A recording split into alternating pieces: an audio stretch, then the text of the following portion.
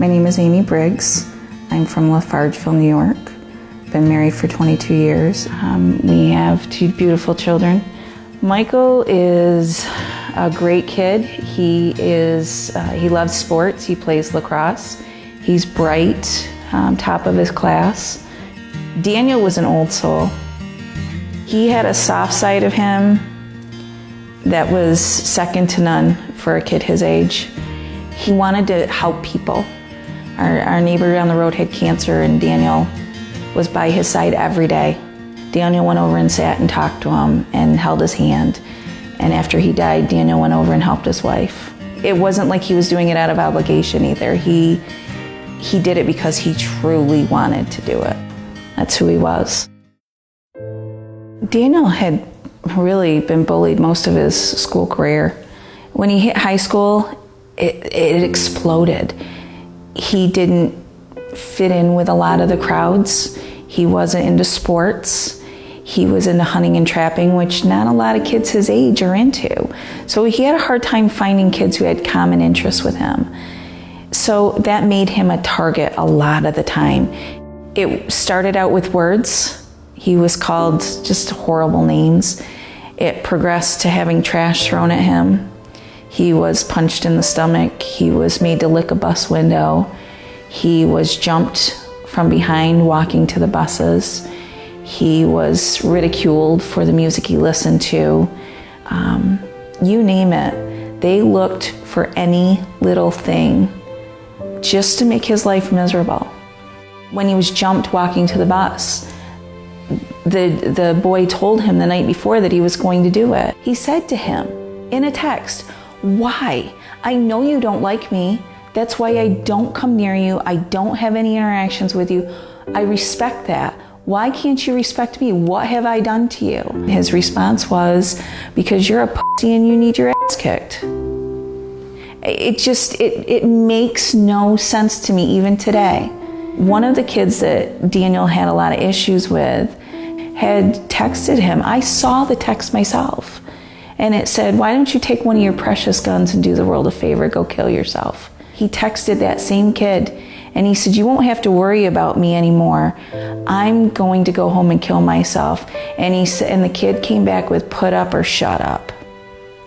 That day, he told people in lunch, he had told people in his classroom, told a number of people on the bus that he was going to kill himself. Those were his words, "I'm going home and I'm going to kill myself." And the bus driver said, "I'll see you tomorrow, Dan." He told the bus driver, "You won't see me tomorrow." The one person he knew that would do something was the last person he texted and the last person he called, his hunting friend, Matt. He knew Matt would try to call us, and he said to Matt, "Please don't call my mom. My mom will take me to the hospital." He was trying to keep Daniel on the phone, get his sister's attention. He was writing her notes and having her call their father, who's a friend of my husband's. And we missed the call. We missed the call.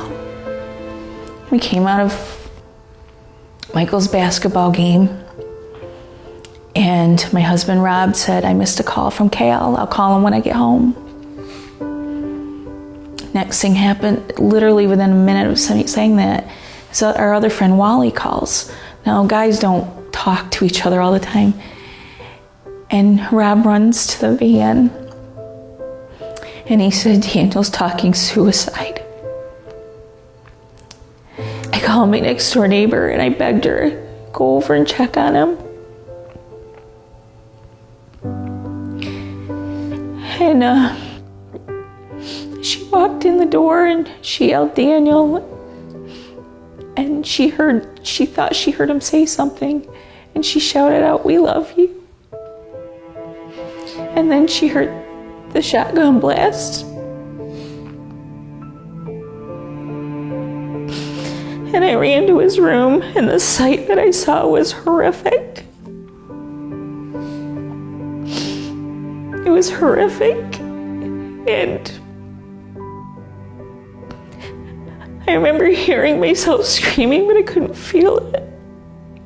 And running back outside. And I could hear Michael screaming, "I want my brother back." And every EMT that showed up, I begged them, please just find a pulse.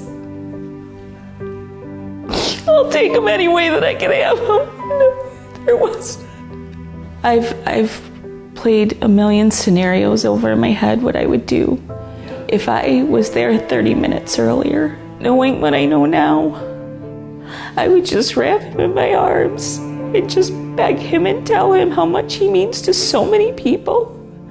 Because so many people have talked to us since he died. They've sent us letters. I received letters from kids his age.